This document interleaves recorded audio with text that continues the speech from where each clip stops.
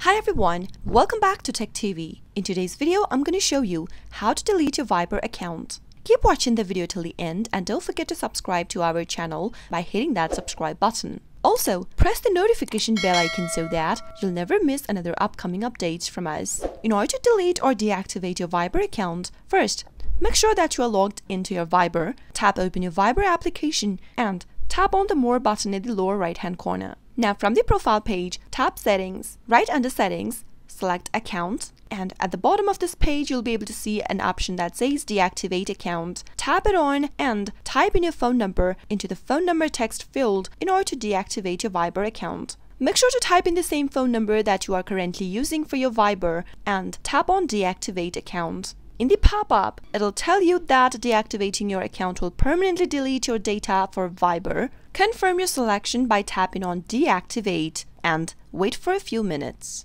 And there you have successfully deleted or deactivate your Viber on your phone. In order to use Viber, again, you'll need to start fresh by typing in your valid phone number and you can easily get back to Viber again. That is how it is done. I hope you found the video to be helpful. If it was, go ahead and give us a thumbs up. I'll be back soon with more tutorial videos like this. Thanks for watching.